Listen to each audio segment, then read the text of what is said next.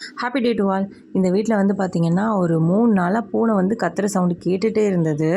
நானும் வந்து பார்த்திங்கன்னா, பக்கத்து வீட்டில் வந்து ஆள் இல்லை. ஸோ வீட்டுக்குள்ளே தெரியாமல் வச்சு பூட்டிட்டு போயிட்டாங்க போல் அப்படின்னு சொல்லிட்டு நாங்கள் வந்து இன்ஃபார்ம் பண்ணோம். அவங்களும் வந்து வீட்டுக்குள்ளே வந்து செக் பண்ணிட்டு போனாங்க. பட் இல்லை, அது பார்த்தா பாத்ரூமில் போய் இருந்திருக்கு. சரின்னு சொல்லிட்டு நான் வந்து போய் செக் பண்ணி பார்த்துட்ருக்கிறப்ப தான் பார்த்தேன் பாத்ரூமில் இருந்தது அப்படின்னு.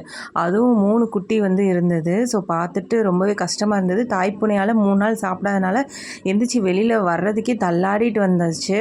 சரின்னு சொல்லிட்டு நான் என்ன பண்ணேன், என் காம்பவுண்டு சுவரில் வந்து பாலும் தண்ணியும் வச்சேன். ஆனால் மறுநாள் வர வந்து பார்க்க அது குடிக்கல. ஆனால் ஒரு குட்டியை மட்டும் காணும். என்னடா ஒரு குட்டியை காணும்னு சொல்லிட்டு நானும் சுற்றி பார்த்தேன். அது மாதிரி பாத்ரூம் பின்னாடி எல்லாம் போய் பார்த்தேன் பார்த்துக்கோங்க. அந்த ஒரு குட்டியை மட்டும் காணும். சரின்னு சொல்லிட்டு பின்னாடி திரும்பி பார்த்தா தாய்ப்பூனை வந்து நிற்கிது. ஒரு குட்டியை வேற காணோம் என்ன அப்படின்னு சொல்லிட்டு சரி சாப்பிடவே இல்லைன்னு சொல்லிட்டு வேறு ஃப்ரெஷ்ஷாக வந்து பால் வந்து தாய்ப்பூனைக்கு ஃபஸ்ட்டு தூரத்தில் வச்சு பார்த்தேன். அதுக்கடுத்து கொஞ்சம் பக்கத்தில் வச்சேன். அது ரொம்ப பசியாக இருந்திருக்கும் போல். சரி நல்லா வந்து பால் வந்து ஃபுல்லும் குடிச்சிருச்சு. ஒரு கிளாஸ் பாலுக்கு மேலே ஊற்றினேன். நல்லா வந்து குடிச்சிருச்சு. குடித்தோடனே கொஞ்சம் ஆக்டிவ் ஆகிடுச்சு. அதுக்கப்புறம் என்ன பண்ணேன்னா பிஸ்கட்டும் பால் வச்சேன். பட் அதை வந்து சாப்பிடல. சரின்னு சொல்லிட்டு இது என்ன பண்ணுது அப்படின்னு சொல்லிட்டு கொஞ்சம் நேரம் கழிச்சு திருப்பி வந்து பார்த்தா ஒரு குட்டி தான் இருக்குது. என்னன்னு பார்த்தா இன்னொரு குட்டியை தூக்கிட்டு போயிடுச்சு போல்.